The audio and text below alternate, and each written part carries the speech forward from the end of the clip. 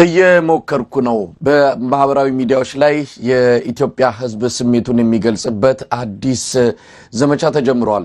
በተለያዩ መድረኮች በተለይም በፌስቡክ እና በቲክቶክ እየተካሄደ ያለው የኢትዮጵያውያን የወቅቱ ሁኔታን የሚገልጸው አዲስ ዘመቻ መነጋገሪያ ሆኗል።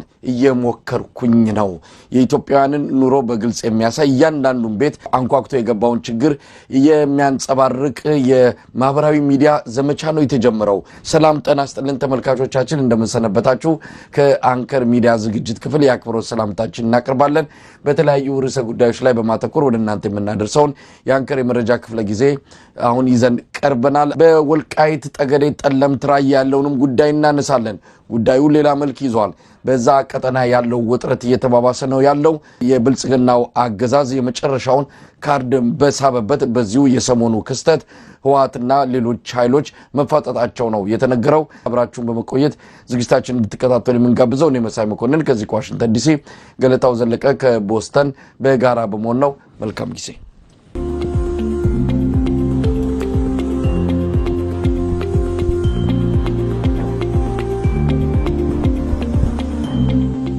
ጤና ይስጥልን ገለታው። ጤና ይስጥልን መሳይ፣ እንዴት ሰነበትክ? ትንሽ ሰንበት ያልን መሰለኝ ከተገናኘን።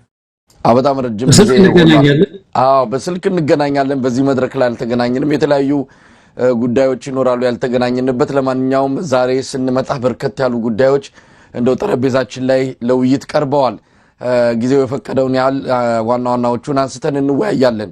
ቀደም ሲል የጠቀስኳቸው ርዕሰ ጉዳዮችም አሉ። የምርጫ ጉዳይንም እናነሳለን። ምርጫ በ2018 ይካሄዳል። እስካሁን ግን ምንም ነገር የለም፣ የሚታይ ነገር የለም። 3 እና 4 ወር በቀረው የምርጫ ጊዜ እስካሁን መታየት የሚገባቸው የምርጫን መምጣቱና መቃረቡን የሚያሳዩ ክስተቶች ምንም እየታዩ አይደለም። ምርጫው ህዝቡ እንዳይሳተፍና ምርጫውን ቦይኮት እንዲያደርግ በምርጫው ላይ ታቅቦ እንዲያደርግ ወይም ደግሞ እንዳይሳተፍ የተለያዩ ምሁራንም የተለያዩ አክቲቪስቶችም ጥሪ እያደረጉ ይገኛሉ።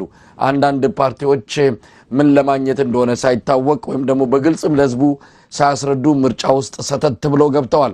ለማንኛውም በምርጫ ጉዳይ ላይ ያለውንም ሁኔታ እናነሳለን። አብይ አህመድ ሰሞኑን ወደ ሶማሌ ክልል በማምራት የሪዞርት ምረቃ አከናውኗል። የሸበሌ ሪዞርት መመረቁን የሰማነው እንግዲህ ይሄ ሰውዬ ከትላንት መማር ያልቻለ በራሱ ስህተት እንኳን የተወሰነ ትምህርት አግኝቶ የኢትዮጵያ ህዝብ ችግር ምንድነው፣ ኢትዮጵያን በአሁን ሰዓት መላወሻ መንቀሳቀሻ ያሳጣቸው አንገብጋቢ ችግሮች ምንድናቸው የሚለውን መስማትም ማወቅም የሚፈልግ ሰው አይደለም። አሁንም ሪዞርት ይላል። አሁንም ሰላም ባጣበትና በተለያየ ሁኔታ አገሪቱ በተወጠረችበት በዚህ ወቅት ላይ አብይ አህመድ መናፈሻ ግንባታ ላይ እንደተጠመደ ነው ያለው። ገለታው በተወሰነ ደረጃ እናነሳዋለን። እስቲ በቅድሚያ እየሞከርኩኝ ነው የሚል አዲስ ቻሌንጅ ነው የሚባለው በማህበራዊ ሚዲያዎች ላይ እንደዚሁ ዘመቻ ተከፍቷል። ኮሜዲያን ያሲኖ የጀመረው እንደዚሁ አጠር ያለች ከአንድ ደቂቃ ያነሰች አንዲት ክሊፕ በማህበራዊ ሚዲያ ላይ ከተሰራጨች በኋላ መነጋገሪያ ይሆናል። ብዙዎችም ይህንን ዘመቻ እየተቀላቀሉ ይገኛሉ። ገለታው ባጭሩ እንስማው ኮሜዲያን ያሲኖ የተናገረውን። ሄሎ ሄሎ፣ ማን ቤት ኪራይ ባለቤት አልነገረችም? ቤት ኪራይ 1 ወር ሳትከፍል 2ኛ ወር መጥቶብሃል። እየሞከርኩኝ ነው ትላለህ እንዴ? እየሞከርኩኝ ነው። ያንተን ቤት ኪራይ ልከፍል እየሞከርኩኝ ነው።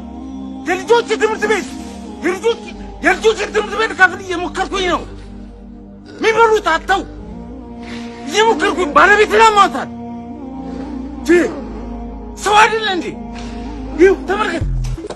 ይሄ የልጆች ጌም የሚጫወቱበት ልሸጥ እየሞከርኩኝ ነው። አስብ እንጂ ሁሉም ሰው እየሞከረ ነው። በዚህ ሰዓት እጁን አጣጥፎ የተቀመጠ ሰው አለ እንዴ? ታገሰኝ፣ በቃ እየሞከርኩኝ ነው።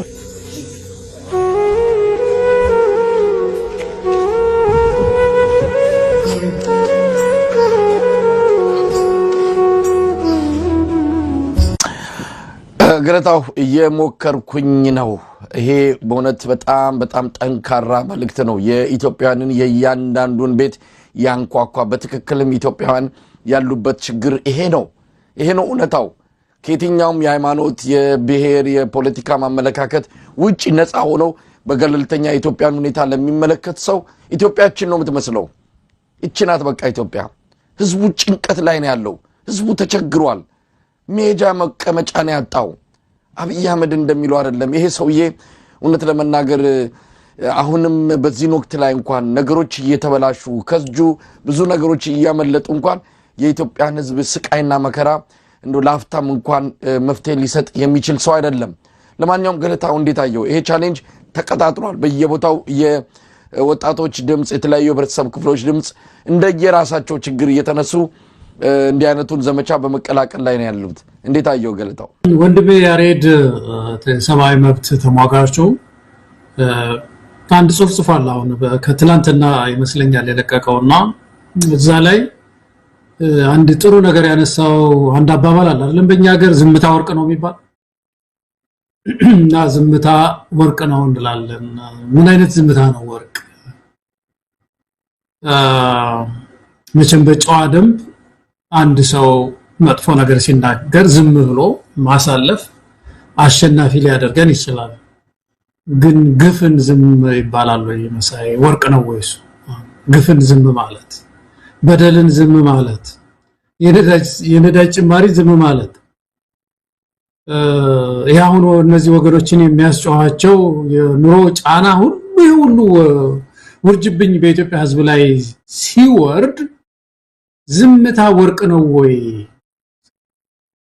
ዝምታ ወርቅ ነው ወይ? ወርቅ አይደለም በእውነት። እንደው የዛ ተቃራኒ ምንድነው? ክፉ ነገር።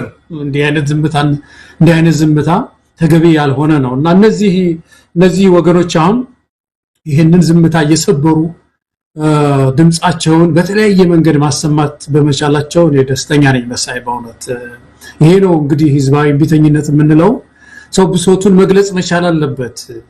ሞክራለሁ ይላሉ እንግዲህ። አልቻልኩም እኮ እንደገባኝ ነው ማለት አልቻልኩም።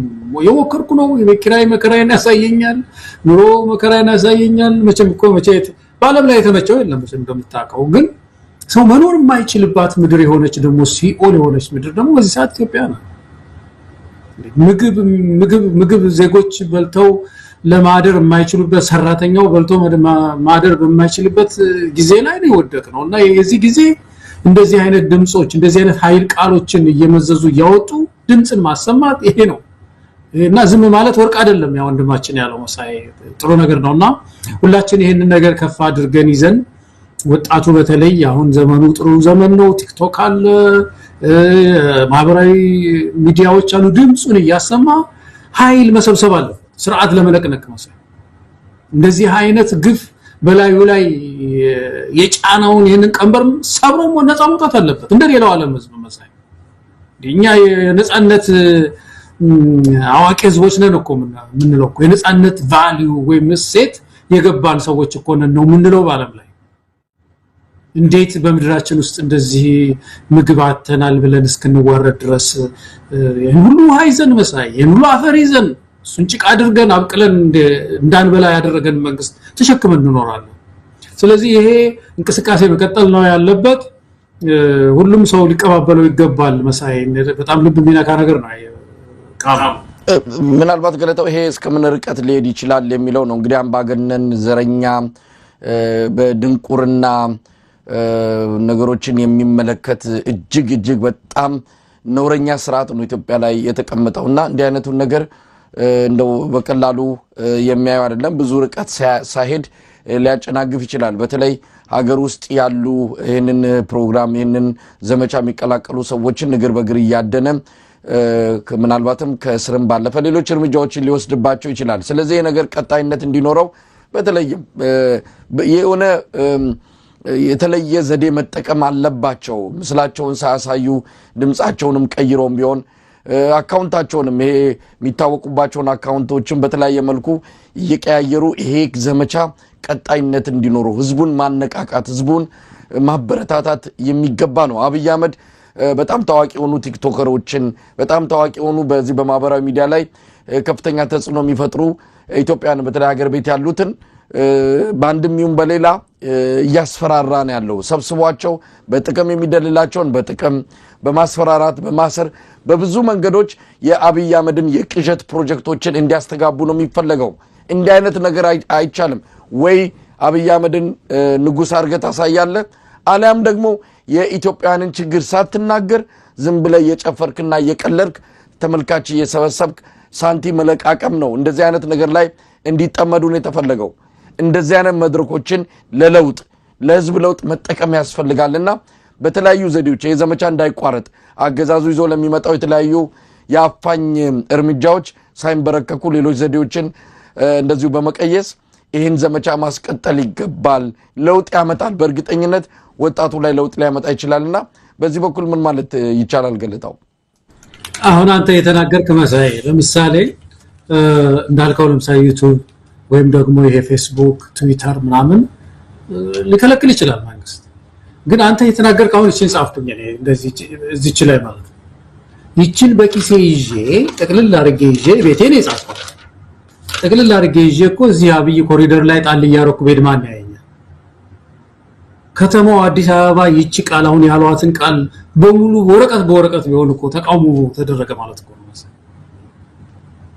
እና ሲስተማቲክ የሆኑ ብዙ የመታገያ መንገዶች አሉ ዋናው ነገር ህዝቡ ድምጹን ለማሰማት መነሳት ነው ያልኩ እኮ ነው እቺን ወረቀት ጻፍ አድርጎ በኪሱ ይዞ ሲወጣ ቀስ ብሎ ሰው አይት ዞር ብሎ ወርወር አድርጓት ቢሄድ እኮ ከተማው አንዴ ጥራጉ በቃ ምን በምን ነው ሲታይ በሙሉ ዛሬ እኮ የተጻፈው ከተማ ውስጥ የተበተነው ወረቀት ተመልከት አንድ ሰው አይደለም የበተነው ህዝቡ ነው እንደዚህ በማድረግ ተቃውሞን እየቀያየሩ ዘዴውን እየቀያየሩ ፕላትፎርሙን እየቀያየሩ ተቃውሞ ማሰማት ያስፈልጋል ያ ያልነው ነው ግን ዝም ማለት ግን ወርቅ አይደለም መሳይ አሁን በዚህ ሰዓት በጣም ግፍ ነው በእውነት እንደው በተለይ ያልተበደሉ ሰዎች በደል ብዙ የማይሰማቸው ጥቂት ሰዎች ካሉ እነሱ እንኳን ሌላው የተበደለው ሰው ያዩ ዝም ማለት የለባቸውምና ይሄንን ጉዳይ ከፍ ማድረግ ነው ወጣቱ ዘዴኛ መሆን አለበት ማአት ዘዴ እኮ አለው በተለይ አሁን ወጣት ብዙ ዘዴዎች አሉት መሳይ አሁን እዚህ ልንገልጻቸው ማችላቸው ዘዴዎች አሉት እነዛ እየተጠቀመ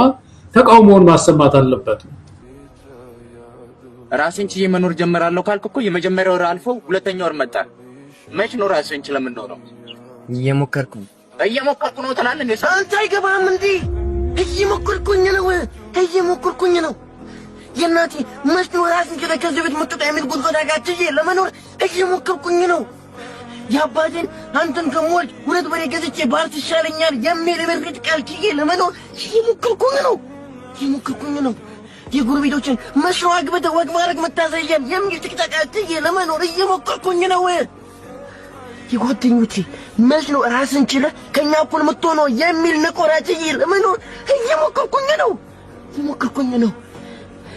ከምንም በላይ ደግሞ ያንተ ለምን ከዚህ ሁሉ ራስን አታጠፋም የሚል ግብዣችዬ ለመኖር እየሞከርኩኝ ነው ሐሳብ ማውን ካልቻልኩ መኖር ማንን ሊጠቅም ነው መሞትስ ማንን ሊጠቅም ነው ቢያንስ ለአንዳንድ ሰዎች መሞት እረፍት ነው አራባይ ገለታው እንግዲህ በዚህ እየሞከርኩኝ ነው የሚለው የሰሞኑ ወይም ደግሞ የወቅቱ የኢትዮጵያውያንን ብሶት የኢትዮጵያውያንን ጭንቀት መከራ የሚወክል መልእክት ነው እየሞከርኩኝ ነው የሚለው ወደ ሌላ ትልቅ ንቅናቄ መቀየር አለበት ኢትዮጵያውያን ከዚህ በላይ መቆየትም ያለባቸው አይመስልኝም የሁላችንም መደበቂያ የሁላችንም መሸሸጊያ የሆነችውን ሀገር ህልውናዋን ሊያሳጣ በከፍተኛ ፍጥነት እየገሰገሰ ያለ እጅግ ጨካኝ የሆነ አገዛዝ ነው ኢትዮጵያን እየመራ ያለው ስለዚህ እዚህ ጉዳይ ላይ ምንም ወደ ኋላ የማይመለስ ፍርሃትንም ሆነ ሌሎች ነገሮችን ተሻግሮ ወቅቱን የሚዋጅ ወቅቱን የሚመለከት ትግል ያስፈልጋል ህዝባዊ ቢተኝነት ያስፈልጋል በየጫካው በተለያየ መልኩ ትግል የሚያደርጉት እንዳለ ሆነው ከምንም በላይ ህዝቡ የሚሳተፍበት ህዝቡ ባለቤት ያደረገው ህዝባዊ ንቅናቄ ያስፈልጋል የሚለው ላይ እንደው በደንብ አስምሮ መናገር ያለብን እንደሆነ ነው ማምነውና ገለታው በዚህ ላይ አጭር አስተያየት ስጥና ወደ እለቱ ዋንኛ አጀንዳ አልፋለሁ እንግዲህ ምንድነው አገዛዞች በአለም ላይ ይነሳሉ እኮ የኢትዮጵያ ብቻ ላይ አልነበረም እንደዚህ አይነት ችግር ያለው የሚኖረው በብዙ ሀገር አንዳንድ ዋልጌዎች ድንገት ይመጡና ወደ ስልጣን ከመጡ በኋላ እንደ ኦሊጋርኪ ይፈጥሩና ህዝብ መበደል ይጀምራሉ። ያን ጊዜ ህዝብ ይነሳል፣ ያምጻል። መጀመሪያ መቅጫ መንገዶች አሉት፣ ብዙ መቅጫ መንገዶች አሉት። ድምጽ ይሞክራል። ድምጹን ሲሰርቁበት ህዝባዊ ቢተኝነትን ይቀሰቅሳል። ያ ህዝባዊ ቢተኝነት አድጎ ስርዓት ለውጥ ያመጣልና የሚፈልገውን ስርዓት ይተክላል። ስለዚህ ኢትዮጵያ ውስጥ አሁን በተለይ ለህዝባዊ ቢተኝነት የሚያስነሱ ምክንያቶችን እኮ ቁጭ ብዬ ወረቀትና ስክሪፕቶ ለያዝ ካልከኮ ገጽ አይበቃም እኮ መሳይ፣ ገጽ አይበቃም። ማን አንዱ ወንድም ቀደም ሲያወራ እየሰማሁ ነበር። የሆነ ቦታ በባለፈው በህዋት ጊዜ ህዋት ኢህአዴግ በነበረ ጊዜ ቄሮና ፋኖ ትግል ላይ በወጡ ጊዜ በተለይ የቄሮ ጥያቄ ምንድን ነበር መሳይ የምታስታውሰው? ብዙ ጊዜ የሚያሰሙት ጥያቄ ምንድን ነበር? የማስተር ፕላን የአዲስ አበባ ማስተር ፕላን ጥያቄ አልነበረ? እና አሁን ያ ጥያቄ ጌጥ ሆኗል አለ። እውነቱን እኮ ነው መሳይ። አሁን ያን ጊዜ እኮ በቃ የማስተር ፕላኑ ገበሬዎች ተገፉ ብለህ ሌላ አለ የሚዲያ ምናምን ታነሳለህ። ዛሬ እኮ ጽፈን ማልጨርሰው ግፍ እኮ ነው። የነዳጅ ዋጋው ጭማሪ፣ የኑሮ ውድነቱ እየጠበሰው ነው ህዝቡ ያለው። ሀገረ መንግስት ረገጭ ያለ ነው። ሰላም የለም፣ ወጥቶ መግባት አልተቻለም። ስለዚህ ይሄ ሁሉ ችግር ያለባት ምድር ውስጥ ህዝባዊ ቢተኝነት እኔ በጣም በስሏል ኢትዮጵያ ውስጥና ወጣቱ በተለይ ነው ሁልጊዜ እንደምንለው መሳይ የተናበበ አሁን የጀማምራቸውን አይነት እንቅስቃሴዎችን እያደረገም እንደው ምድሪቱን ከዚህ አይነት ስርዓት ማላቀቅ ያለበት የሚለው ነገር ነው መጨመር የሚችለው መሳይ። ግለታው እንግዲህ በዚህ ጉዳይ ላይ ብዙ ፕሮግራሙ እንደው ከሰዓታት በላይ ጊዜ ሊፈጅ ይችላል። እንዲህ አይነቱ ነገር ካነሳን የሚያልቅ አይደለም። የኢትዮጵያ ህዝብ ዘርፈ ብዙ በሆነ ችግሮች ነው የተሰቃየ የሚገኘው። አንዷን ጉዳይ ለማንሳት ያህል ነው። ሰሞኑን እንደዚህ የኦሮሚያ ክልላዊ መንግስት ፕሬዝዳንት ሽመልስ አብዲሳ ጉዳዩን በተመለከተ አንስቶታል። በኦሮሚያ ክልል ሙስና ሰውን ሊጨርስ ደርሷል። ሰው መላወሻ መንቀሳቀሻ አጥቷል። በጣም የሚገርም እንደውም ስያሜ ተሰጥቷቸዋል። የብልጽግና አመራሮች ጆተኒ ተብለዋል። ምናልባት ጆተኒን የምታውቁ ከሆነ ሳንቲ ሳይጎርስ መጫወት አትችልም። በቃ ባለስልጣናት ሳንቲ ካልጎረሱ መንቀሳቀስ አይችሉም። ለእያንዳንዷ ነገር ሳንቲ የሚጠየቅበት ሰው ግራ ገባው። ወዴት ሂድ? እንደው አቅም ያለው እኮ አምልጦም ኬንያም ወደ ዱባይም ወደ ምን ሄዶ ተሸሽጎ ለጊዜው ይቆያል። አቅም የሌለው ምን ያድርግ? ከፍተኛ ችግር ውስጥ ነው ያለው። ስለዚህ የኢትዮጵያ ህዝብ ምን ይጠብቃል? መኖር አቅቶታል። መተንፈስ አቅቶታል። ይሄ መተንፈስ ያቃተው ሰው ካልታገለ እኛ ከዚህ ሄደን ልንታገልለት አንችልም። የችግሩ ባለቤት ገፈት ቀማሹ በአብይ አህመድ አገዛዝ መኖር ያቃተው ህዝብ ካልታገለ ማን ይታገልለት? የሌላ ሀገር ህዝብ መጥቶ መቼም አዲስ አበባ ላይ ህዝባዊ ቢተኝነት አይወጣም። ለማንኛውም እንዲህ አይነቱ አመለካከት ከአገዛዙ መንደር ለማሸማቀቅ የሚመጣ ነውና ህዝቡ ውሳኔ ወስኖ ይህንን ስርዓት ለመገርሰስ በተጀመረው የተለያዩ የትግል ስትራቴጂዎች ውስጥ በመሳተፍ ለአንዴና ለመጨረሻ ጊዜ ጭቆናን ለአንዴና ለመጨረሻ ጊዜ አምባገነንነትን መገላገል ይኖርበታል። ገለታው ወደ ዋናው ርዕሰ ጉዳያችን እንግባ። ወደ ሰሜን ኢትዮጵያ ወልቃይት ጠገዴ ጠለምት ራያ ሰሞኑን ባለፉት 7 ቀናት 8 ቀናት አጀንዳው ትልቁ አጀንዳ የሆነው ነው የሰነበተው። እስቲ ጉዳዩን እንዴት እየተከታተልክ ነው ያለው? ለአንከር ሚዲያ በተለያየ መልኩ የሚደርሱ መረጃዎች አሉ። እሱን ቀጥያ ቀርባለሁ። አንተ ግን እንዴት እየተከታተልክ ነው? መረጃዎችን እንዴት እየተቀበልክ እየመዘንክ እየተነተንክ ነው ያለው? ትንሽ ሰፋ ያለ ነገር ነው መሳይ እንዳልከው። ይሄ ጉዳይ ሁልጊዜም ትኩረታችንን ስቦ የምንከታተለው ጉዳይ ነው። ከዚህ በፊትም ተወያይተናል። ሌሎች ወገኖችም እዚህ ጥሩ አስተያየት ሲሰጡ አዳምጠናል። እዚህ በትግራይ በኩል እና በዚህ በፌደራል መንግስት በኩል በጣም የተለዩ ስትራቴጂዎች አሉ። ልዩ የሆኑ ፍላጎቶች አሉ። ከፍተኛ ፍላጎቶች፣ በቀጥታ የማይታዩ ፍላጎቶች ማለት ነው። በምሳሌ አሁን በትግራይ በኩል ያለው አንድ ችግር አንድ ሶስት ነገር እናንሳ መጀመሪያ ይመስለኛል። በትግራይ በኩል ያለ አሁን ትግራይ ያለችበት ሁኔታ ስናይ አንደኛው የሚሊቴሪ ድልን ወይም ደግሞ የወታደራዊ የጦር ድልን ወደ ፖለቲካ ድል ያለወጠ ፌደራል መንግስት ነው ያለው። በፌደራል መንግስት በኩል ትግራይን የያዘው ያንን የሚሊቴሪ ድሉን አሸንፏል። መቼም ህወሓት አያምንም በወታደራዊ ድል ተመትቻለሁ አይልም። ግን ይሄ ሀቅ ነው። በወታደራዊ አቅሙ ተመቷል። ኢትዮጵያውያንም ተባብረውበት ነበረ። ያንን ግን ወደ ፖለቲካ ድል አልለወጠም አብይ። እንደውም አወሳሰበው። ወደ ፖለቲካ ድል ለውጦ የፕሪቶሪያውን ስምምነትም ቶሎ ብሎ የፖለቲካ ስምምነት አላመጣም። አቆርፈደው። ማቆርፈድ ብቻ አይደለም፣ እንደውም ህወሓትን አፈረሰው፣ በምርጫ ቦርድ አፈረሰውና ከዛ በኋላ አጨብጫቢ አጣ። ምንድነው የፕሪቶሪያ ስምምነትና በቀለጃ ሆነ በመሃል። ስለዚህ ያ ጉዳይ ውሎ አድሮ ያው ወደ ግጭት መሄዱ አይችልም አይቀርም የሚል ነገር ነበረ እና ይሄ ግጭት ግን በቀጥታ ላይ ፈነዳ ይችላል፣ ወልቃይት በኩል ሊመጣ ይችላል፣ እዛ በኩል ሊገለጽ ይችላል የሚል ነገር ነበረ። አንዱ ነገር እሱ ነው። በሌላ በኩል ህወሓት ደግሞ ያው ኪሳራ ተሸክሞ ያለ ፓርቲ ነው። ፈርሷል፣ ተቃጥሏል። ይሄ ፓርቲ የተወሰኑ ሰዎች ተሰብስበው መሄጃ ያጡ ሰዎች፣ እነዚህ ሰዎች የተወሰኑ ወታደሮች አሏቸው። እነዚህ ወታደሮች ስለዚህ ምንድነው የሚያደርጉት? ቀለም የሚሰፍሩላቸው የተወሰኑ ቀለም ስለሚሰፍሩላቸው እነሱ ጋር ተሰብስበው ያሉ አሉ። ስለዚህ እነሱን ይዞ እንደው መጫወቻ ካርታ አለችኝ የሚለው ይቺን የወልቃይት ጉዳይ ነው። ተፈናቃይ ወደ ቤቱ እንዳይመለስ ተደርጓል። በኔ በኩል አይደለም በዛ በኩል ነው ያለ ወይ መንግስት አይደል ህወሓት ተመልከተው እኮ ግን እንዲሁ ከወዲያ ከወዲህ እንደ ካርታ የሚጠቀምባት ናትና ይሄ አንድ ራሱን የቻለ ግጭትም አለው ይሄ ጉዳይ። ሶስተኛው ጊዜያዊ አስተዳደሩ ምንም አቋም የሌለው መሆኑና እንይዋል ራሱን ለማዳን ሁሉ ጊዜ 24 ሰዓት የሚሰራ ስለሆነ በአንድ በኩል ህወሓትን ሊከተል በሌላ በኩል ወደ ፌደራል መንግስት ይሄዳል። እንዲህ አይነት ነገር ነው ያለው። ትግራይ በዚህ ውስጥ ነው ያለችው። በዚህ መካከል ውስጥ እንግዲህ በዚህ ፖለቲካ ኪሳራ ውስጥ አሁን ያነሳሳ ነው መትረፊያ የሚሉት እንግዲህ በወልቃይት በኩል ነውና ታደሰ ወረደ ምንድነው ያሉት? ሄደን ነበር ወደ ጸለምት ወታደር ልከናል፣ ግን የላክነው ጉዳዩን ለማስታወስ ነው ይለዋል። እንግዲህ የጉዳይ የትኛው ጉዳይ ነው የሚያስታውሱት? የወልቃይት አካባቢ ያለው አስተዳደር ይፈርሳል ብለን ስንጠብቅ አልፈረሰም። ስለዚህ እንደ ቆስቆስ ለማድረግ ነው ሄድነው ብለው እንደው አንድ ፖለቲከኛ ይሄንን እንደዚህ አይነት ሙከራ ሞክር ነው ይላል ብለህ እኮ እንድታስብ ነው የሚያደርገውና ይሄ በዚህ ምክንያት ሄደናል ነው የሚሉትና ምንድነው እንግዲህ ይሄ የከሰረ ፓርቲና የከሰረ አስተዳደር እንደዚህ አይነት ሙቮች አሉት። በሌላ በኩል በአብይ አህመድ በኩል ያለው ስትራቴጂ ደግሞ ምንድነው?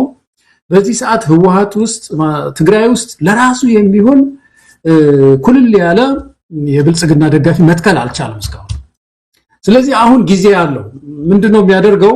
በቀጥታ በአፋር በመናምን የሚለውን ትቶ በወልቃይት በኩል ከሄደ በአንድ በኩል የአማራን ህዝብ ልብ ከፍዬ የፋኖንም ትግል አቀዘቅዝበታለሁ፣ በሌላ በኩል ደግሞ ህወሓትን ደምስሼ እግሬን ትግራይ ውስጥ አስገባለሁ ነው። ስለዚህ በአንድ ድንጋይ ሁለት ወፍ አይነት እንቅስቃሴ ይሆንልኛል በሚል ይሄንን የወልቃይትን ካርታ ይዟል ይዞ እየተጫወተ ነው ያለው ማለት ነው።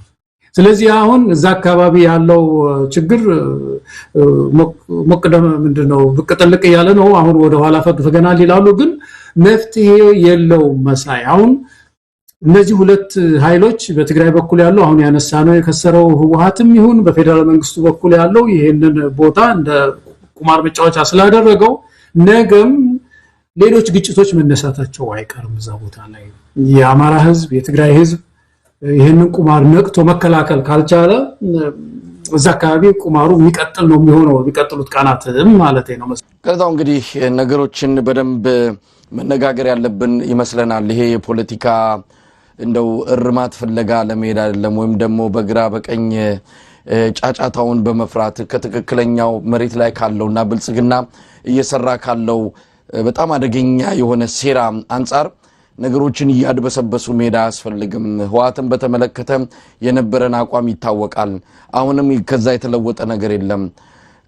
በዛ መነጽር መመልከትና ነገሮች ኢትዮጵያን አሸናፊ አድርጎ በሚወጣ መልኩ እንዴት ይሄዳል የሚለው ነገር ላይ ነው መጨነቅ ያለብን እንጂ ገና ለገና ህወሓትን ደገፋችሁ የኢትዮጵያ ጠላት የነበረን የአማራን ህዝብ ለከፍተኛ አደጋና ለሉና አደጋ ይዳረገን እነዚህን አሁን በስልጣን ላይ ያሉትን ሰዎችም ወደ 4 ኪሎ እንዲመጡ ጉልበት የሆናቸው ህወሓት እያለ እንዴት ብልጽግና ላይ ተቃውሞ ታነሳላችሁ የሚለው እንዲህ አይነቱ ጫጫታ ሁሉ ለምን እንደሆነ ይገባናል።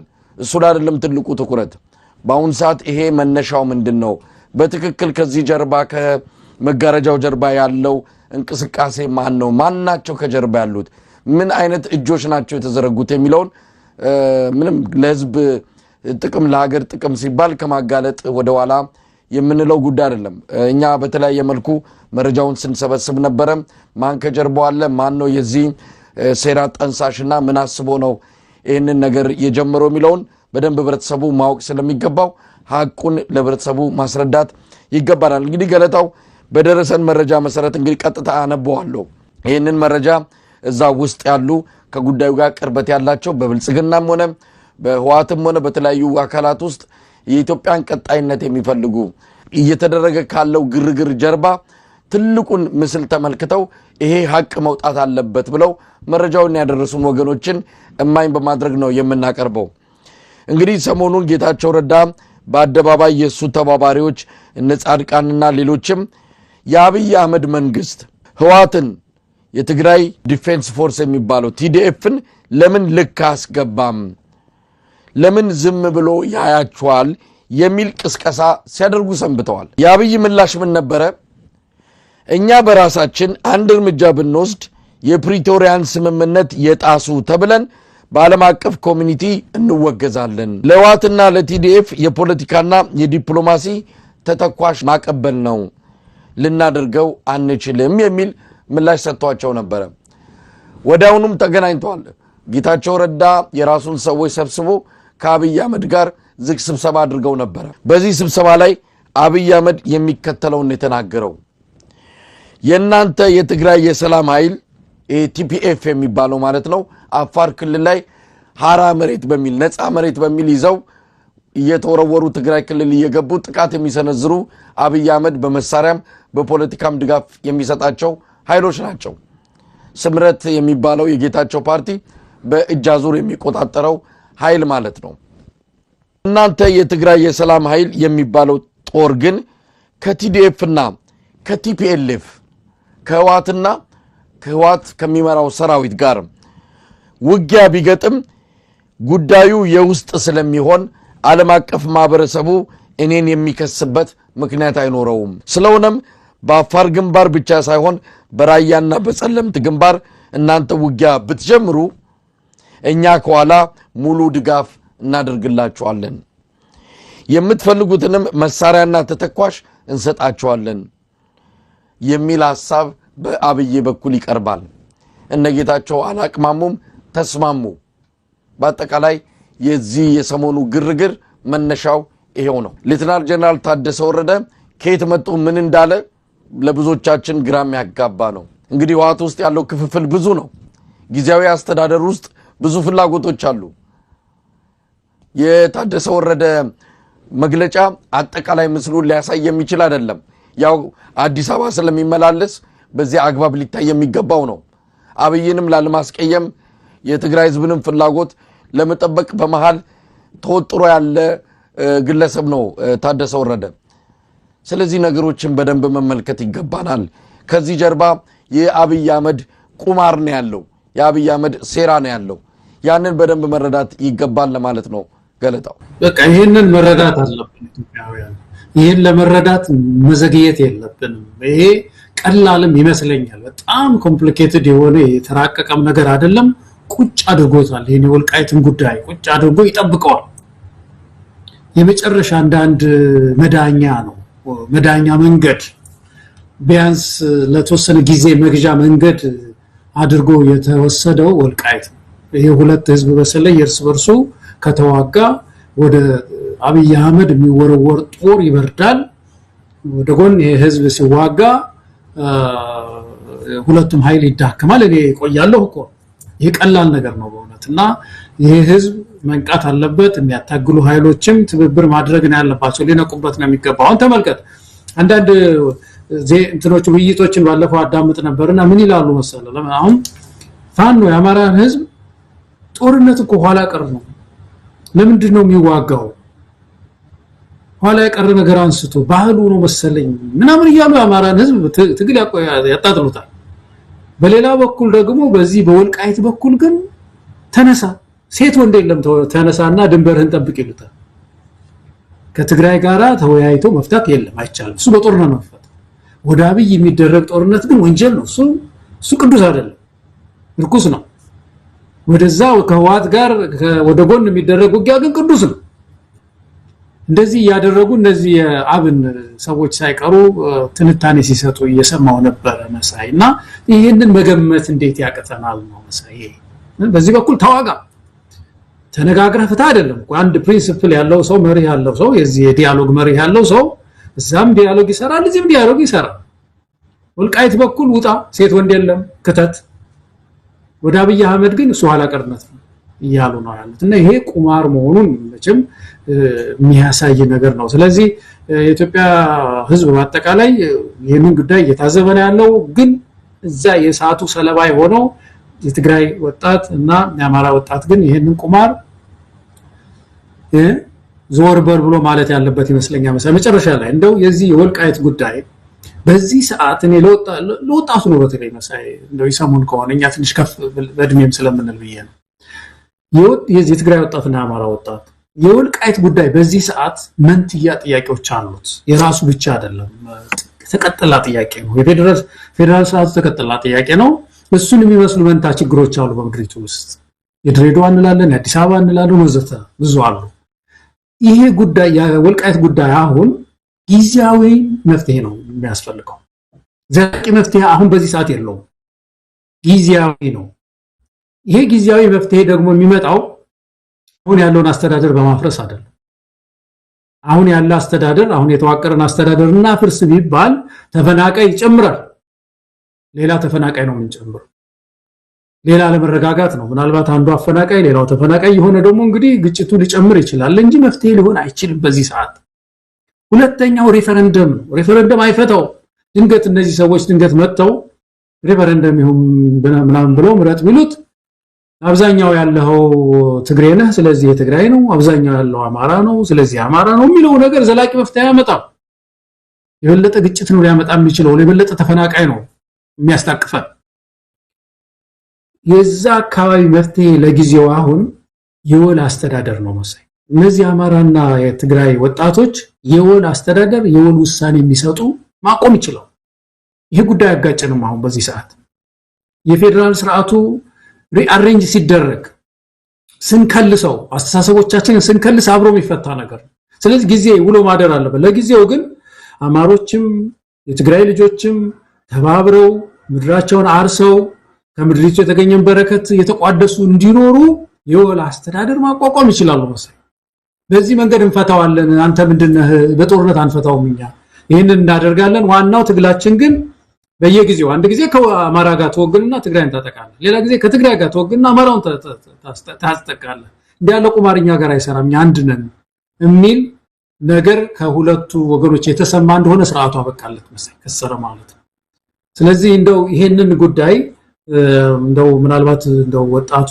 ይሰማና እንደው ይሄን ተግባራዊ ቢያደርግ ነው ጥሩ መስለኛ መሳይ በጣም አዝናለሁ እዛ አካባቢ ያለ ቁማር ህዝቡ ተፈናቀለ መከራ ያየ ነው መሳይ በጣም ብዙ መከራ እየታየ ገለታው እንግዲህ መረጃዎችን በደንብ ለተመልካቹ ያቀረብን የተደገሰውን ከጀርባ ለኢትዮጵያ ህዝብም ለትግራይም ለአማራም በአጠቃላይ ለኢትዮጵያ ህዝብ በብልጽግና በኩል የታቀደውን የታሰበውን በዝርዝር መግለጽ ይገባናል አብይ አህመድ ጭንቀት ላይ ነው ያለው አብይ አህመድ እንዴት እንደሚያመልጥ ከዚህ አይነት ነገር ውስጥ እንዴት መንጭቆ ባሸናፊነት ወጣሉ የሚል ነው ሌላ ስለ ሀገር ደህንነት ስለ ሀገር ዘላቂ ሰላም የሚጨነቅ የሚያስብ ሰው አይደለም አሁን የፋኖ አንድነት መጣ በጣም የሚፈራው ነው ይህን ድምጽ መስማት አይፈልግም የፋኖ አንድነት ሲመጣ በትግራይ በኩል ያለው በዋቶች በኩል ያለው በሌላም እንደዚሁ ቀጠናዊ ሁኔታ አብይ አህመድ ወደ አጣብቂኝ ውስጥ እንደከተቱት ተገንዝቦታል ስለዚህ አሁን ያለው አማራጭ የማይቀር ጦርነት ከሰሜን ይመጣብኛል አማራን ጠላት አድርጌ ይህን ጦርነት አላሸንፍም ስለዚህ አማራን ማቅረብ አለብኝ አማራን ማቀርቦ ደግሞ ትግራይ ማነው የዋት ኃይሎች ወልቃይት ራያ ያያሉ ሲተናኮሱ አማራዎች ዝም አይሉም ተንደርድረው ጦርነት ውስጥ ይገባሉ የሚል ነው ስለዚህ የፋኖን አንድነት ተከትሎ አብይ አህመድ እቺን ካርድ መዟታል ሰሞኑን የሰማነው አንድ መረጃም አለ አብይ አህመድ ሲጨንቀው የራሱን የኢህአዲግ ነባርና ጉምቱ ባለስልጣን የሆኑ ሽማግሌዎችን ሰብስቧል። እነ ግርማ ብሩን እና አዲሱ ለገሰን እነ ደመቀ መኮንንን ሰብስቦ አማራዎችን አናግሩልኝ፣ አሁን ከነሱ ጋር እኔ ጸብ አልፈልግም፣ እንደው በንግግር እንፍታው በሚል ውጭ ያሉትንም እስር ቤት ያሉትንም ሌሎች ተጽዕኖ ፈጣሪ የሆኑ የአማራ ሊቃንን እያነጋገሩ በስልክ እየለመኑን ያሉት አብይ አህመድ ማጣፊያው ሳያጥረው ጊዜያዊ ማምለጫ እንዲህ አይነት ነገር እንደሚያደርግ ይጠበቃል። ማንም በዚህ የሚታለል በዚህ ነጥብ የሚጥል የለም። አብይ አህመድ አሁን አማራ ላይ መተኮስ አይፈልግም ካለው ጭንቀት አንፃር ትግራይና አማራ ተባብረው ከመጡ የ4 ኪሎ ቆይታው ሙሉ በሙሉ እንደሚያከትም ተረድቶታል። ስለዚህ ጠላት መቀነስ ግንባር መቀነስ ነው የፈለገው። ለዚህም አሁንም አማራ አጃቢ ሆኖ አማራን ትከሻ አድርጎ ትግራይን መምታት ነው የፈለገው። ይህንን በዚህ እንዲህ አይነት እውነት ለመናገር አንዳንድ ጊዜ በዚህ ይህን ሰውዬ ኢትዮጵያ መርቷል የሚባሉባቸው አመታት በራሱ በጣም የምናፍርባቸው ናቸው። በእውቀትም በልምድም በምንም ሽባ የሆነ ሰውዬ ዜሮ የገባ ሰውዬ እንደዚህ ሁላችንንም በእንደነ ቁማር ውስጥ ሲጫወትብን ከዚህ በኋላ ልንፈቅድለት አይገባም። ይሄ መጨረሻ መሆን አለበት። አንድ ጊዜ አታሎናል። ከዚህ በኋላ በዚህ ሰውዬ መታለል የሚገባን አይደለንም። በደንብ መንቃት አለብን። ለምንድነው ሽማግሌ የሚልከው? በነገራችን ላይ ከተለያዩ የአማራ ክልል ጦሩን እየሳበን ያለው ከጠለምት ከራያ እየሳበን ያለው ፋኖ ሄዶ እንዲጋፈጥ ነው የፈለገው። ከዚህ በኋላ ፋኖ ላይ ጥይት አልተኩስም የሚል ምናልባትም በተዘዋዋሪ መግለጫ ሁሉ ሊሰጥ ይችላል። እስከዛ ድረስ ርቀት አስቦ ነገሮችን በደንብ ማየትና የዚህ ከምንም በላይ እውነት ለመናገር ከምንም በላይ የኢትዮጵያውያን የወቅቱ ትልቁ ጥያቄና የወቅቱ ትልቁ ችግሩን ለመፍታት መውሰድ ያለባቸው እርምጃ አብይ አህመድን ማስወገድ ነው። አብይ አህመድ እንነጋገር ነው የሚለው። እሱን አስቀምጦ ንግግር የለም። እሱን አስቀምጦ ውይይት የለም። እሱን አስቀምጦ ለኢትዮጵያ መፍትሄ መፈለግ አይቻልም። በዚህ ላይ ተማምነው ቀጣዩን ሂደት የኢትዮጵያ የተለያዩ ኃይሎች መፈለግ ነው ያለባቸው። ከአብይ ውጪ ነው ማሰብ ያለባቸው። ለማንኛውም ገለታው ይሄ ጉዳይ ብዙ ርቀት አይሄድም። አብይ አህመድ ሞክሮታል። ያው ነገሮች ሁሉ እየተበላሹ ስለሄዱበት ሌላ ነገር ሊያመጣ ይችላል። አሁን ለጊዜው የሞከረው ነገር ሁሉ እየተጨናገፈበት ነውና በዚህ አንፃር ምንድነው መደረግ ያለበት ጥንቃቄ? ገለታው እኔ አብይ አህመድ የፖለቲካ ድርድር ወደ ስልጣን ከመጣ ጊዜ ጀምሮ የሆነ ድርድር አድርጎ ፍሬ ያፈራው አንድ ነገር የለም። በጣም የሚያስገርምህ ነገር ይሄ ነው። አንዲት ድርድር የፖለቲካ ድል አላስመዘገበችም። እና አሁን በጣም የፖለቲካ ድርድር የሚባለው ነገር ከተቃዋሚ ጋራ ስለወደቀበት የተማረኩ ሰዎችን እየሰበሰበ ምንድነው የሰላም ስምምነት ይለዋወጥልሃል ከነ ማነው ስሙና ማስረሻ ጋራ ምናምን ተፈራረሙ እየተባለ በእናረጋ ከበደ ጽፈት ቤት ይለዋወጣሉ። ይሄ የፖለቲካ ኪሳራ ነው። ሐቀኛ ዲያሎግ የሚባል ወይም ሐቀኛ ድርድር በይፋ ለሶስተኛ አካል በሶስተኛ አገር ተደራድሮ አሸንፎ በድርድር በጊቭ ኤንድ ቴክ የሆነ ምንድነው ትራንዚሽናል ጀስቲስ ተመስርቶ ከጠየቀኝ የሚጠይቅ ምናምን ብሎ ወስኖ የሚገባ ሰው አይደለም። እንደዚህ ሆኖ አያውቅም፣ አድርጎ አያውቅም። ስለዚህ ቁርጥራጭ ሽማግሌ መላክ ነው በቃ እና በግለሰብ ለመምከር በግለሰብ ለመቅረብ መሞከር እና መከፋፈል። በተለይ አሁን ፋኖ መጠንቀቅ ያለበት ይሄን ነው። ፋኖ አደረጃጀት መጠንቀቅ ያለበት በግለሰብ ደረጃ እንሳባት ሁሉ ይልክባል። ሃይማኖት ሰው ሁሉ ልኮ ረፉ አምን ይላል እና እንደዚህ አይነት ድርድር የለም። በኢትዮጵያ ውስጥ ብዙ ዋጋ የተከፈለበት ትግል ነው። በጣም ብዙ ዋጋ ነው የአማራ ህዝብ የከፈለው። የኢትዮጵያ ህዝብ ብዙ ዋጋ የከፈለ ነው ያለው በየቦታው። ስለዚህ ይሄ ጉዳይ ድርድር የሚሆን ከሆነ ራሱን የቻለ አገር አቀፋዊ ዓለም አቀፋዊ ይዘቱን የጠበቀ ስታንዳርዱን የጠበቀ ድርድር ከመጣ ፋኖ ራሱ አሁን ተደራጅቷል በደንብ የኢትዮጵያ ህዝብ ያወቀው ሙራን እየተቹት የሚደረግ ድርድር ነው መኖር ያለበት በኢትዮጵያ ውስጥ እንጂ እንደዚህ አይነት የተወሰኑ ሽማግሌዎችን አሁን ስማቸውን የሰማቸው ሰዎች ሁሉ ያስገርማሉ በጣም እነዛን እየላከ በገንዘብ እየተሸከሙ ሊሆን ይችላል የሚሄዱት። በነገራችን ላይ ስልጣን እየተሸከሙ ሊሆን ይችላል። አንዳንዱ በስልጣን ነው የሚያታለው። የሚገርም ነገር እዚህ ቦታ የምናምን የጸጥታ ዘርፍ ኃላፊ ይሁንና እኔኛው ለያዝ ምናምን ሁሉ ይችላል እንደዚህ አይነት በጣም ኢንፎርማል የሆኑ የህብረተሰብን ችግር ለመፍታት ሳይሆን የወንበር ነቀራ አሁን የፋኖ ጥያቄ ወንበር ጥያቄ አይደለም በዚህ ሰዓት የአማራ ህዝብ ጥያቄ ስንት ወንበር ተጠኛለህ ምናምን አይደለም ጥያቄ የሥርዓት ለውጥ ጥያቄ ምድሪቱ ውስጥ ሥርዓት መለወጥ መቻል አለበት ስለዚህ በዚህ ልክ መታየት ያለ ነው የሚኖርበት ሚል እምነት ነው ያለኝ መሳይ ድርድርን በመለከት አው ገለታው እንግዲህ በወልቃይት ያለው አስተዳደር ሰሞኑን ሰልፎች የተለያዩ ህዋትን የሚያወግዙ ትዕይንተ ህዝቦች ሲካሄዱ ነበርና እንግዲህ ያው ወልቃይት ያለው አስተዳደርም የብልጽግና አስተዳደር ነው በነገራችን ላይ እዛ ያለው አስተዳደርን በተመለከተ የማያሻማ የሆነ ግልጽ መስመር መቀመጥ አለበት ብልጽግና ነው እዛ ያለው ራያ ያለው ብልጽግና ነው ጠለምት ያለው ብልጽግና ነው ወልቃይትም ያለው ብልጽግና ነው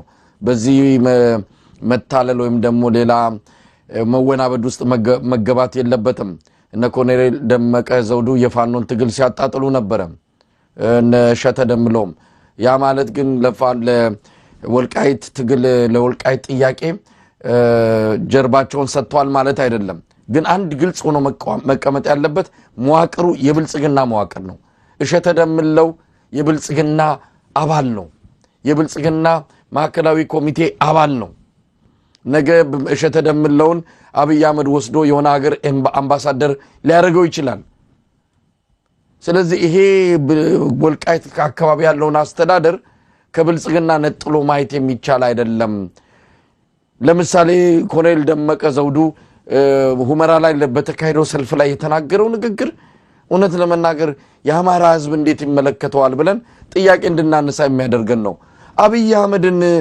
አሁንም አምላክ አድርጎ ነው ኮሎኔል ደመቀ የገለጸው የወልቃይትን ችግር ለመፍታት ከአብይ አህመድ መንገድ ውጪ መፍትሄ የለም አይነትም ይመስላል አገላለጹ ስለዚህ እነ ደመቀ መኮንን ማነው እነ ደመቀ ዘውዱ እነ አሸተ ደምለው ሌሎች በራሳቸው መንገድ የወልቃይትን ጥያቄ ያስከብራሉ ብሎ መዘናጋት የሚያስፈልግ አይደለም እነዚህ ሰዎች ጥያቄያቸው መዳረሻቸውና መነሻቸው ከብልጽግና እይታ ወይም ራዳር ውጪ አይደለም ይሄን ነገር በደንብ አስምሮ መግለጽ የሚያስፈልግ ጉዳይ ነው አብይ አህመድ ለወልቃይት መፍትሄ ሊሰጥ የሚችል አይደለም አብይ አህመድ ለማንኛውም የኢትዮጵያ ችግር መፍትሄ ለመስጠት የሚችል ዕውቀቱም አቅሙም ዝግጁነቱም ፍላጎቱም ስሜቱም የሌለው ሰው ነው ይሄን ሰው እየተማምነው እንደው እንቅልፍም መተኛት የሚያስፈልግ አይደለምና እነ ኮሎኔል ደመቀም ምናልባት እነሱ ምን ቃል የተገባላቸው እንዳለ አናቅም ትግላቸው ማጣጣላችን አይደለም የከፈሉትን ዋጋ አክብረን በታሪክ ውስጥ አስቀምጠናል ግን አሁን ካለው አዲስ ከመጣው ክስተት ጋር በተያያዘ እነዚህ ሰዎች እያደረጉ ያሉት ነገር ለአብይ አህመድ እንጂ ለአማራም ሆነ ለኢትዮጵያ ህዝብ የሚጠቅም ነው ማለት የሚቻል አይደለም እናገለታው እንደው በማጠቃላይ የምትለው ነገር ካለ ወደሚቀጥለው ርዕስ ከመሄዳችን በፊት እኔ እንደው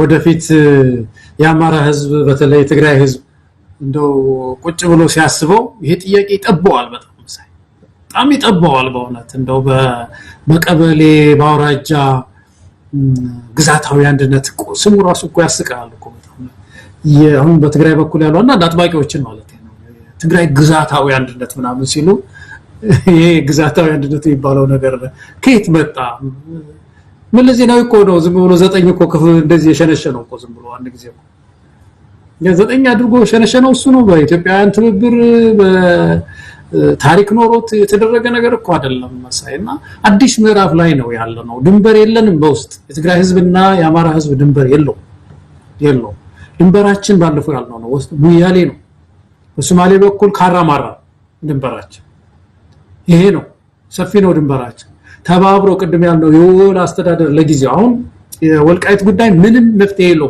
በህገ መንግስቱም እኮ የለው የሚያስገርም ነገር የህገ መንግስት መውጫ የለው አይደንቲቲ ባለፈው ያልነው ነው ማንነት በሬፈረንደም አይፈት በዚህ በራስ በማስተዳደር በብሔር ብሔረሰብ በምንም የሚለው በምንም ማዕቀፍ ውስጥ ወልቃይት ለብቻው የሚቀመጥ አይደለም ስለዚህ ይሄ ጉዳይ የሚፈታው የፖለቲካ ውይይት ነው ዲያሎግ ነው የሚያስፈልገው ህብረተሰቡ ተወያይቶ የሚፈታው ነገር ነው ጊዜያዊ መፍትሄ መስጠት ይቻላል ስለዚህ አሁን ትግሉን ማድረግ ያለበት የኢትዮጵያ ህዝብ የትግራይ ህዝብ የአማራ ህዝብ በኑሮ እየጠበሰው ያለውን ስርዓት መቀየር ላይ ነው እሱ ላይ ነው ትኩረት ማድረግ ያለበት ያንን ለውጦ የመለስተኛ ጥያቄ መቼም ይፈታል በእውነት መቼም ይፈታ በጣም ቀላል ጥያቄ ነው በተለይ በዚህ ሰዓት አሁን በብዙ ሰው አይምሮ ውስጥ ቀሎ ነው ያያያለውት የትግራይ ልጆችን አንዳንድ አካባቢ ንግግር ሲያረጉ ያያየው ነው ቀሎ ነው የሚታየው አማራ አካባቢ ያሉ ልጆች እንደ ድሮ ከረረ ነገር አይደለም ቀሎ ነው የሚታየው አሁን ስርዓቱ ላይ ነው ወጣቱ ያተኮረ ያለው ያንን ገንዘብ ማድረግ ያለብን የሚለው ነው እንደው መጨመር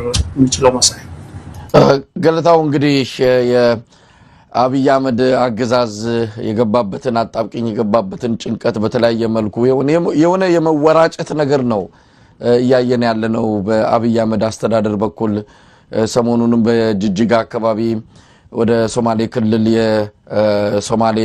የሶማሊያን ፕሬዝዳንት የጅቡቲውን ፕሬዝዳንት ጠርተው የሰራው ቲያትርና ድራማ ሌላ ምንም ማለት አይደለም እንደሰማነው ከሆነ ከጀርባው ኤርትራ እና የትግራይ ኃይሎች አንድ ላይ እጅ ለእጅ ተያይዘው የሚመጡ ከሆነ ከጀርባቸው ሌሎች ሀገሮች አሉ ነው የሚሉት እንግዲህ ብልጽግና አካባቢ የልብ ትርታ ያዳመጥን የምንረዳው ነገር ይሄንን ነው ስለዚህ ሶማሊያና ጅቡቲ እንደው ከነዛ ኃይሎች ጋር እንዳይተባበሩ አብይ አህመድ ተማጽኖ ለማቅረብም ጭምር ነው ጠርቷቸው ዛ አንድ አይነት ቲያትርና ድራማ ሲሰራ የነበረው ምርጫው ይካሄዳል ላይካሄድም በቅርቡ ያነጋገርኩት ፖለቲከኛና መምህር አቶ አበበ አካሉ በእርግጠኝነት ምርጫው አይካሄድም ያለው ምርጫ ለማካሄድ የራሱ ብዙ ሂደቶች አሉ ምርጫ ስለፈለክ ብቻ አታካሄድም ሂደቶችን ያልፍና የመጨረሻው የድምጽ መስጫ ጊዜ እነዛን ሂደቶች ካላለፍክ እነዛ ሂደቶች ካላለፉ ካልተከናወኑ ምርጫ የሚባል አይኖርም ነው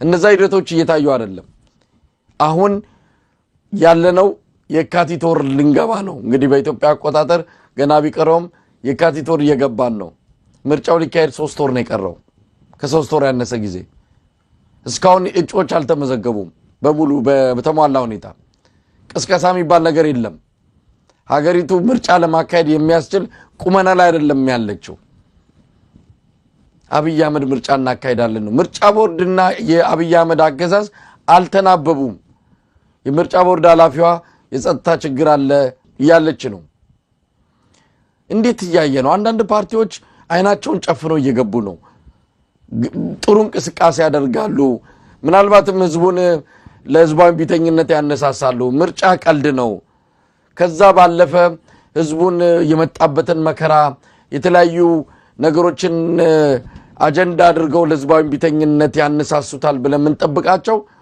እንደው ጎንበስ ብለው ወደ ምርጫ ገብተዋል በቂ ምክንያት አላቀረቡም ገለታው እስቲ ስለ ምርጫው ትንሽ እናውራ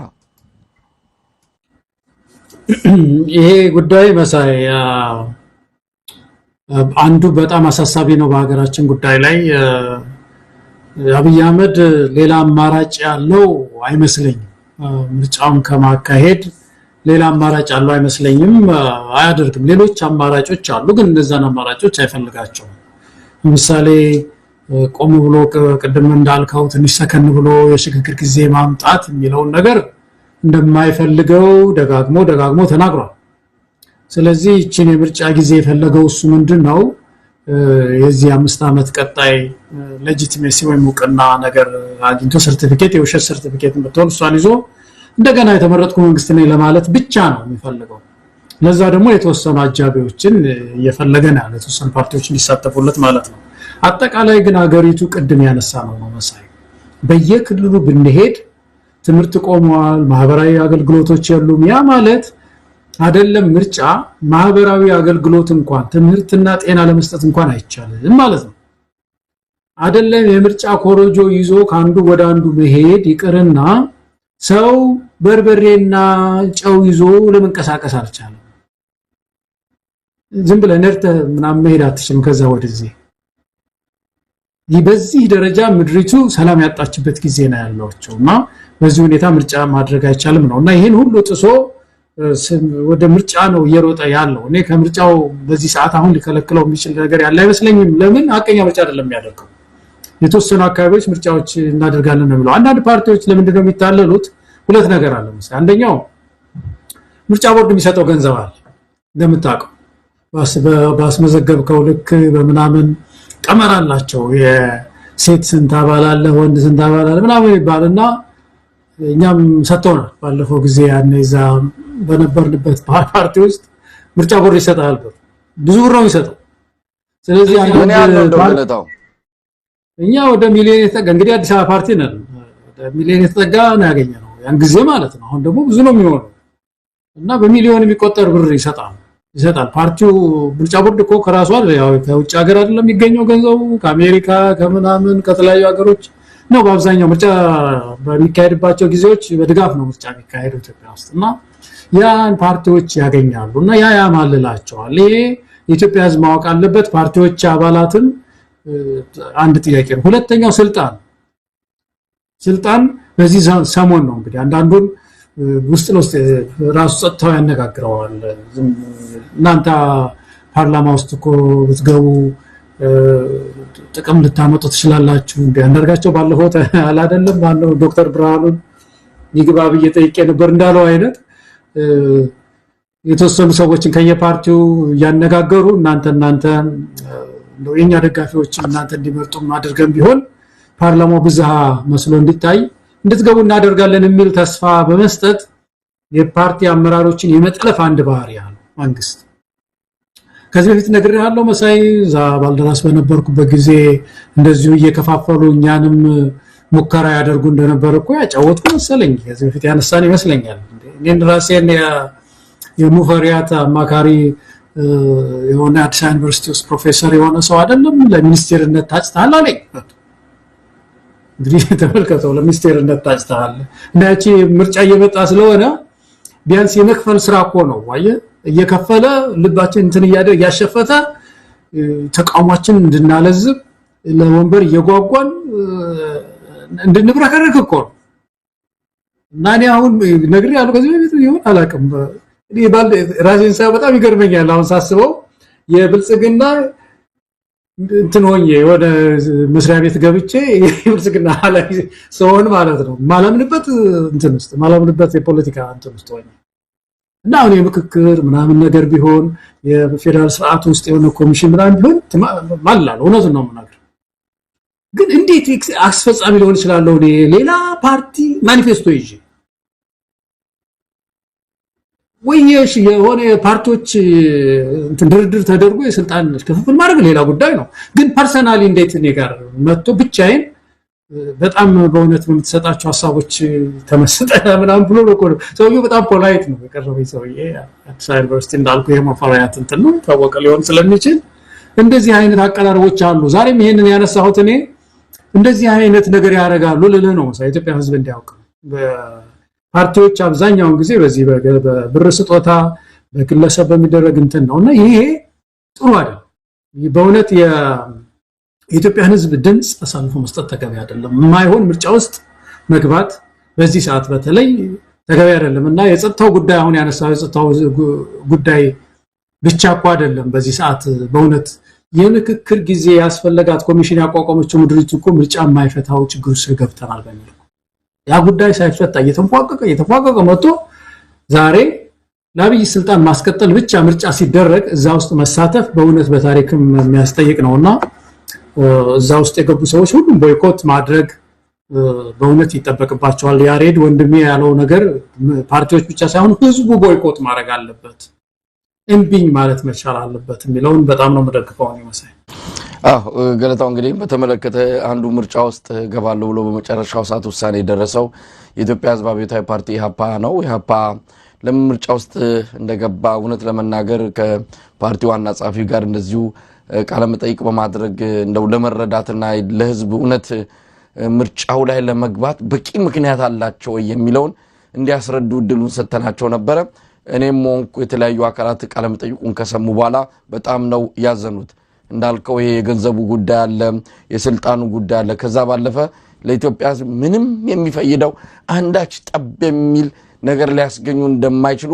የታወቀ ነገር ነው እና እንደነዚህ አይነት ቢያንስ እንደ እውነተኛ ፓርቲ ናቸው ሐቀኛ ፓርቲ ናቸው የምንላቸው ሁሉ በዚህ ነገር ተጠልፈው የአብይ አህመድ አጃቢና አድማቂ ሆነው መገኘታቸው አዝነናል አሁንም ቢሆን የነሱን ሐሳብ እንደ ፓርቲ ወሰኑትን የራሳቸው መብት ነው በዛ ጉዳይ ላይ ለመግባት አይደለም መሬት ላይ ያለውን ስናነብ ከምርጫው አጠቃላይ ሁኔታ በመነሳት ይሄ ምርጫ አብይ አህመድን ለሚቀጥሉት 5 ዓመታት በምርጫ ምክንያት ስልጣኑ እንዲቀጥል ለማድረግ ካልሆነ በስተቀር ምንም አንዳች ጠብ የሚል ነገር እንደሌለ ሊረዱት ይገባል። እዚህ ምርጫ ላይ ባለመሳተፍና ለሌላ ህዝባዊ ትግል ለሌላ ሰላማዊ ትግል ህዝብን በማነሳሳት የሚከፍሉት ዋጋ ነው ነገ ከነጎዲያ በታሪክ ላይ ደማቅ በሆነ መልኩ ታሪካቸው እንዲመዘገብ የሚያደርገው። ለማንኛውም ከምርጫ ጋር በተያያዘ አዲስ ነገር ይገኛል ብለናል የምትለው ካለ እንጨምርበት። ፓርቲዎች ጊዜው ሳይረፍድ የኢትዮጵያን ህዝብ የልብ ትርታ ማዳመጥ አለባቸው። እኛ አጃቢዎችን አላልንም። እነ ኢዜማና አብን ከብልጽግና በላይ ነው ምርጫ እያሉ ያሉት ያሳፍራሉ። ለማንኛውም ገለጣው ስለ ምርጫው አጭር አስተያየት ስጥና እያጠቃለልን እንሂድ። አሁን ከኢሃፓን ስታነሳ አንዳንድ ቃለ መጠይቆችን ያዳመጥኩ ነበር። አንተም ጋር ጥሩ ውይይት አድርጋችኋል። ከምስጥር ጋር ያደረጋችሁትን ጠበቅ ያለ ውይይት አዳምጫለሁና ያየሁት ነገር ምንድነው እንደተረዳሁት ሂደት ውስጥ አለን እንጂ ገና ውሳኔ ልንወስን እንችላለን እንወጣም እንችላለን ነው ያሉት።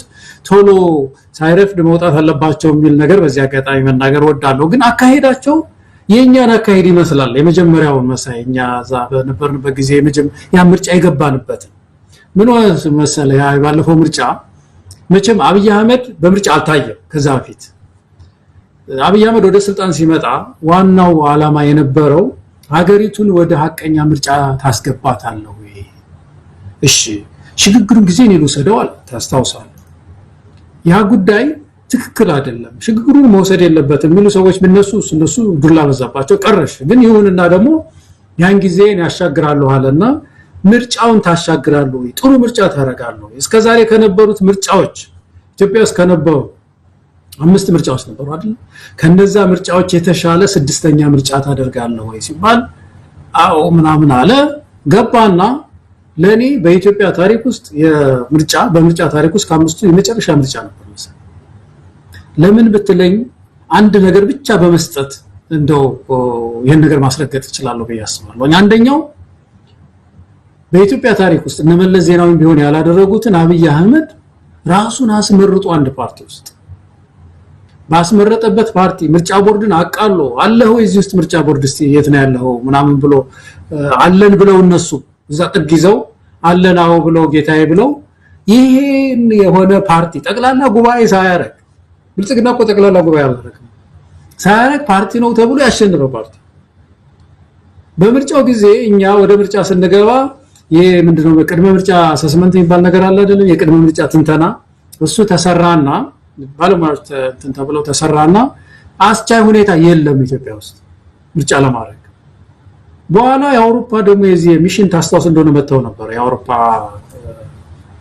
ምርጫ ታዛቢ ሚሽን መጥተው ነበር። እነሱ እኛን እየጠሩ ያነጋግሩን ነበር በወቅቱ። እንዳጋጣሚ ሆኖ ከኛ ፓርቲ ሄደው እኔና ሌላ አንድ ሰው ነበር።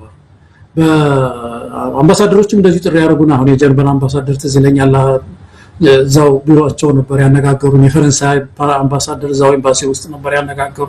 ብዙ ሰዎች ያነጋግረውናል፣ አስረድተናል በወቅቱ የነበረው እና ፕሪ ኤሌክሽኑ ቅድመ ምርጫው የእነዚህ ሚሽን ከመንግስት ጋር የነበረውን ሰጣጋባ ታስታውሳለህ? ሚኒመም እንትኑን አያሟላም ብለው ትተውት ሄዱ።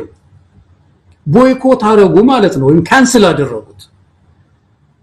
እኛ ያ ማያስችል ሁኔታ አለ ብለን ከተነተን በኋላ ማታገያ እናደርገዋለን ብለን ገባን። ልካውን ያፓ የሚለው ማለት ነው። እና ገብተን እስቲ የትግል ምዕራፍ እናደርገዋለን ብለን ገብተን ምን የትግል ምዕራፍ አደረግነው መሳይ አስረክበን መጫወቻውን ትተን ሄድን። 100% አሸንፋለሁ ብሎ ወሰደ። እና አሁን ይሄ እንደዚህ አይነት ጮሌ የሆነ ባህሪ ያለው ሰው ዛሬም ከትላንቱ ማንማር ከሆነ የትናንቷን በባሰ አባስቶ የጮሌነቱን አባስቶ የመጣ ሰው ነውና የኢትዮጵያን ሕዝብ እንደምን መጫወቻ እናርገው መሳይ። ስለዚህ ፓርቲዎች ከትላንቱ ዛሬ መማር ያስፈልጋቸዋል። አለፈው ጊዜ አይተውታል፣ ያሁኑ ደግሞ የበለጠ ችግር ውስጥ ነው ያለው። ይሄ ነው። ሌላው ቅድም ያነሳነው ነገር ነው። ለኢሃፓ ያንኑ ጥያቄ ነው መልሼ የምጠይቀው መሳይ። የዚህ የሰላሙን ጉዳይ አማራ ክልል የሁሉ ትምህርት ቤት ተዘግቶ ምርጫ እናደርጋለን ሲል መንግስት ሊገቡ ነው ገብቶ ብልጽግና አሸነፈ ተብሎ እነሱ ሁለተኛ ሶስተኛ ወተናል ብለው ፓርላማ ሊገቡ ነው። በእውነት ወንጀል አይሆን? ማንም ፓርቲ ቢሆን ማለት እኮ ነው አማራ ክልል ውስጥ ትግራይ ክልል ውስጥ ትላንትና ድሮን ልኳል በሌላ በኩል ደግሞ ምርጫ ትግራይ ውስጥ እናደርጋለን ይያሉ ነው በድሮን እየደበደበ እንደገና በዛሬ 2 ወር ደግሞ ምርጫ ያደርጋሉ እዛ ይላል እና ይሄንን ሁሉ የሚያይ ፓርቲ በእውነት ቦይኮት ማድረግ ነው ቦይኮት ስታወሩ መሳይ አንተ ጋር ቦይኮት ማለት ምርጫ አልገባም ብሎ ቁጭ ማለት አይደለም ከዛስ የሚባል ነገር አለ ማታገል ስልጣን ላይ የወጣው መንግስት ሌጂቲሜሲ የለህም ቅቡልነት የለህም ይያሉ ማታገል ህዝብን ማታገል ማለት ነው ቦይኮት ማለትና እኔ እንደው የኢትዮጵያ ህዝብም በአጠቃላይ ፓርቲዎች ሲቪክ ድርጅቶችም ወንድሜ ያሬድም እንዳለው ይሄንን ምርጫ ቦይኮት ማድረግ ይተበከብናል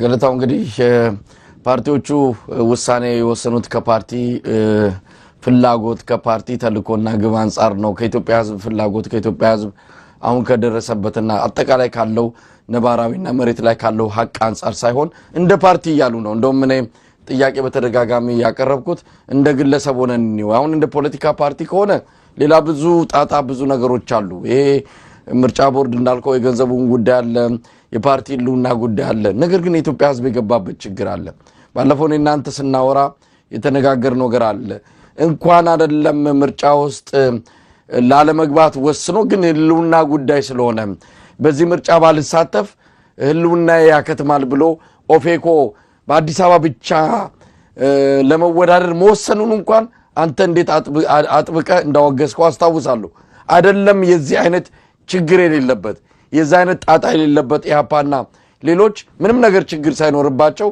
እዚህ ነገር ውስጥ እንገባለን ሲሉ ያቀረብነው ጥያቄም ነበረ አይ እኛ ለዓለም አቀፉ ማህበረሰብ ምን ያህል አምባገነን ምን ያህል ምርጫው ሰላማዊና ዲሞክራሲያዊ ነፃ እንዳልሆነ ለማጋለጥ ነው አሉ ይሄማ እኮ የታወቀ ነው ምንድነው የሚያጋልጡት የተጋለጠን ነገር ማጋለጥ ይቻላል ወይ በጣም የታወቀ ጉዳይ እኮ ነው አልቋል እንኳን አይደለም እኛ ልናጋልጠው አብይ አህመድ በፓርላማ ቀርቦ ይሄ ፓርላማ ጅጉርጉር እንዲሆን እንፈልጋለን ውጤቱን ነገረን እኮ የተወሰኑ ሰዎችን ጣል እናረጋለን ካለ በኋላ በዛ ምርጫ ላይ የሚሳተፍ ፓርቲ እውነት ፓርቲ ነው ለማለትም የሚቻል አይደለም ከዚህ አንፃር ቆም ብለው አሁንም ጊዜ ያላቸው ለኢትዮጵያን ህዝብ የልብ ትርታ አዳምጠው ውሳኔ እንዲወስኑ ይጠበቃል ገለታው ምናልባት ከወቅታዊ ጉዳዮች አንፃር እንደው ሐሳብ ልስጥ በዚህ ነገር ላይ ይሁን ነገር ማለት አለብኝ የምትለው ነገር ካለ ብዙ ነገሮች አጀንዳዎች ያላነሳናቸው ርዕስ ጉዳዮች አሉ ብዙ በጣም በርካታ እንደው አንድ ነገር በለና ዝግጅታችን እናብቃ ለፋኖ አንድ ነገር ልበልና እንደው አመሰግናለሁ መሳይ ውስጥ ያለ ነገር ምንድነው ፋኖ እንግዲህ አሁን ብዙ ነገር ሲዘበራረቅ ሳይ አንዱ እንግዲህ ተስፋ ያደረግነው ያለ ነው ፋኖ እና ፋኖ ስለ ፋኖ ሳስብ መሳይ አራት ኃይሎችን ማሸነፍ አለበት አሁን ፋኖ ተደራጀ ሲባል የብልጽግናን ወታደር መደምሰሱን ብቻ አይደለም ማየት ያለበት ስንት ኃይል ነው ማሸነፍ ያለበት አንዱ ይሄን ሰራዊት ነው በገጠመው ማሸነፍ አለበት እውነት ነው ሁለተኛው የሚያሸንፈው ትልቅ ኃይል ግን የኢትዮጵያን ህዝብ ነው መሰለኝ የኢትዮጵያን ህዝብ እንዴት ነው ማሸነፈው የሚል ነገር ቁጭ ብሎ ማሰብ አለበት ፋኖ በዚህ ሰዓት አሁን እንደ መድን ሆኖ የሚታየኝ ይሄ ሰው ነገም ቢሆን ወይ ጥሎ ሊሄድ ይችላል ይሄ ሰው ማዕከላዊ መንግስት ሊፈርስ ይችላል በጣም ብዙ ገፊ ነገር ነው የመጣው እዚህ ሰውዬ ላይ መሰለኝና